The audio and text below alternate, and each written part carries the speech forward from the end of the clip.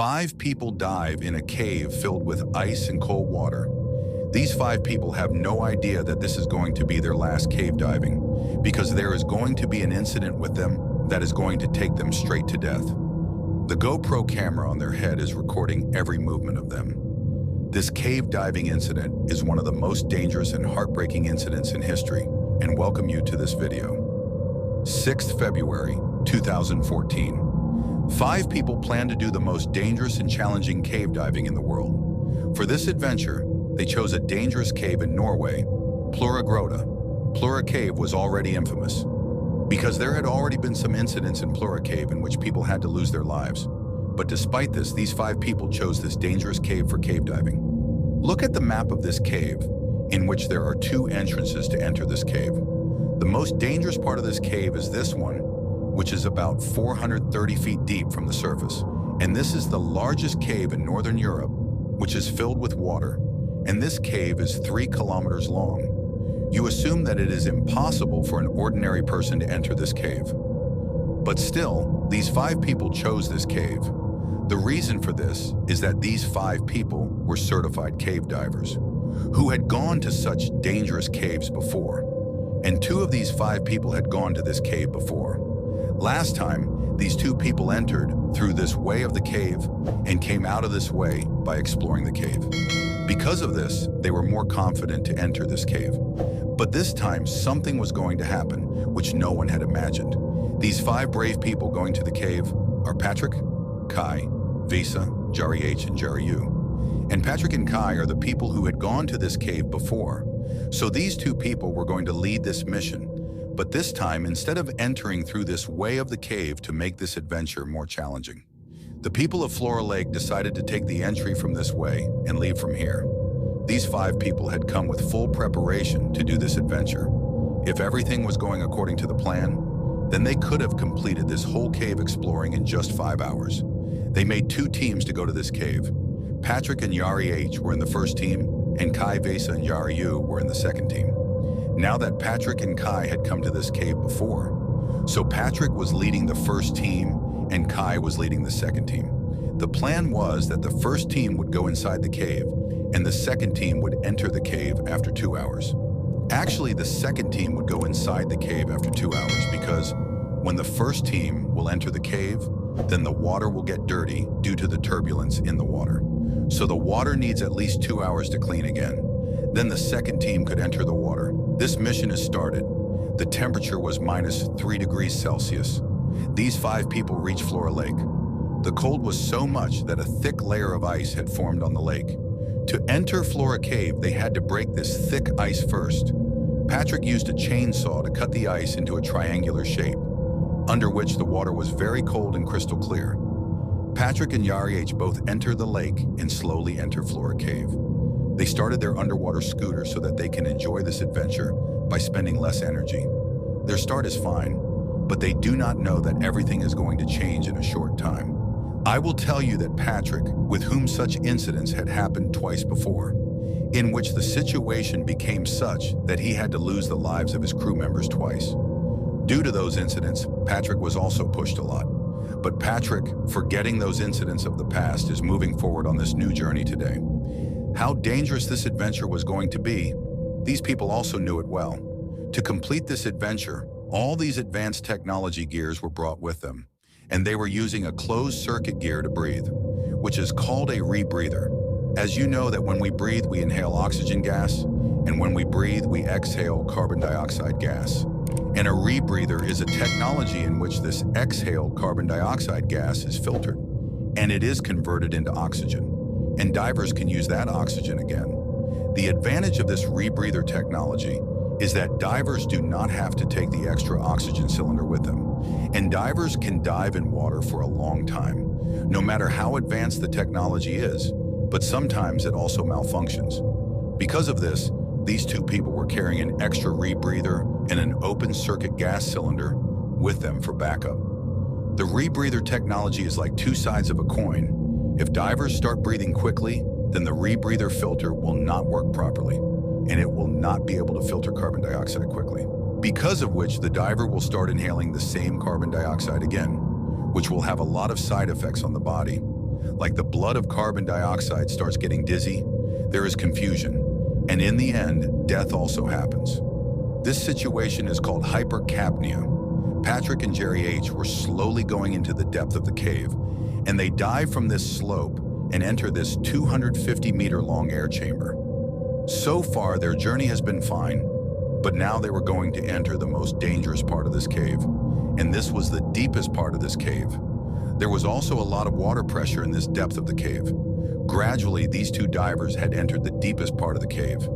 In this depth, they closed their underwater scooter because they wanted to see the beauty of the cave at this place.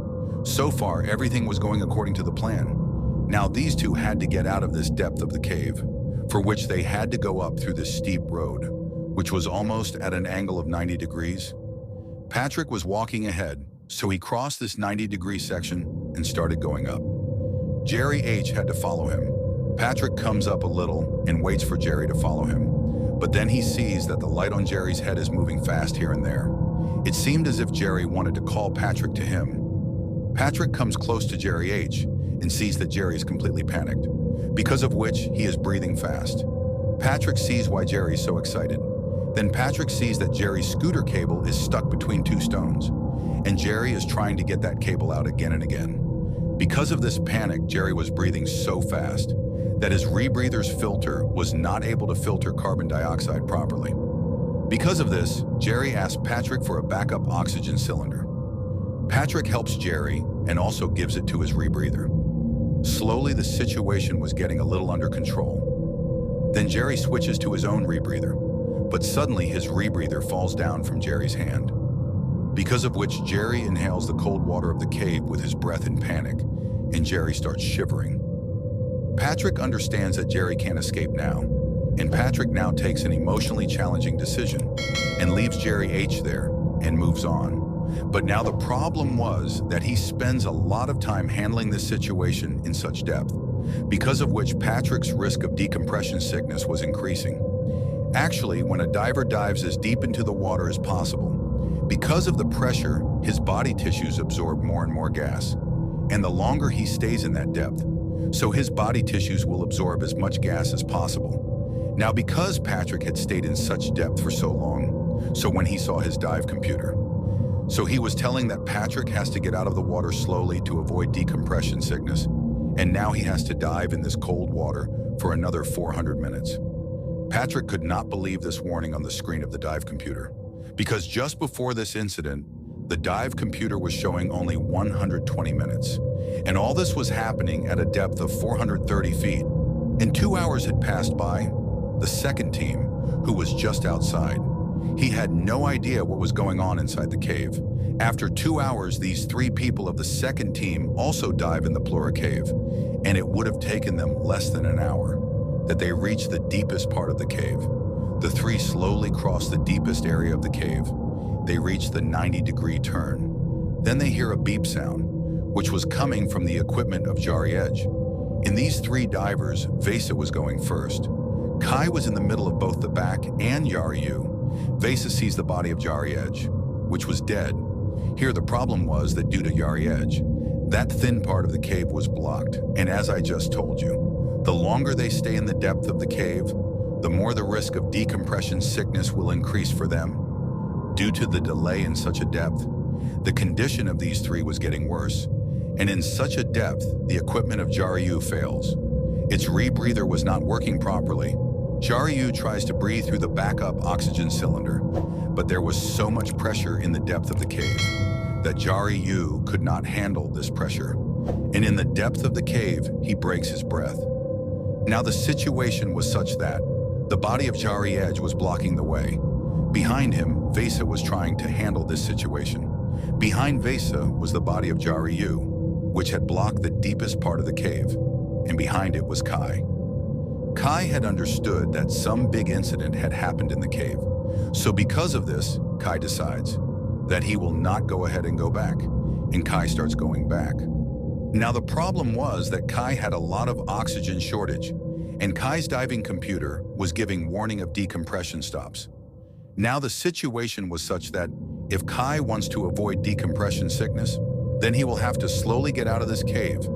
but he does not have enough oxygen supply, so he will be killed by lack of oxygen. So Kai decided that he will take the risk of decompression sickness and will try to get out of this cave as soon as possible. On the other hand, Visa somehow moves forward by removing the body of Jari Edge. Here Kai had moved so fast that he had skipped many of his decompression stops, and he had reached the air chamber. First, Kai thinks that he should stop here and wait for the rescue team. But there was very little hope of rescuing at this place. Now the situation was such that Patrick, Visa, and Kai, all three wanted to get out of this cave, but all three had no idea that who has been killed in this accident and who is left. Patrick was slowly moving forward while keeping in mind the decompression sickness, but Kai and Visa were moving very fast. Then Patrick sees the light coming from behind him. Actually, Visa had run so fast that it had reached near Patrick. Visa and Patrick come out of the other side of the cave. They thought that Jari Edge, Jari Yu, and Kai, all three of them have been killed in this cave. But on the other side, Kai comes out of the cave and reaches the place from where he cut the ice and took entry in this cave. But the temperature was so low that by the time Kai returned here, by then the ice had frozen there again. Kai somehow breaks the ice and comes out of that lake. But Kai still did not know whether anyone was left alive in this accident or not. Kai felt that he was the only one left alive in this accident. Kai comes near his car and starts the engine of the car and starts resting in it. Actually, Kai had dived in that cold water continuously for 11.5 hours. That's why Kai was completely tired physically and mentally. After a few hours, Visa and Patrick also come near the car, so they see that the headlamps of the car are on, which means that Kai has also survived in this accident. The news of this incident starts getting viral gradually. All three of them go into depression after this incident. Local authorities also ran a rescue mission to remove the bodies of Jari Edge and Jari Yu, but their bodies were so deep in the cave that they could not be brought back.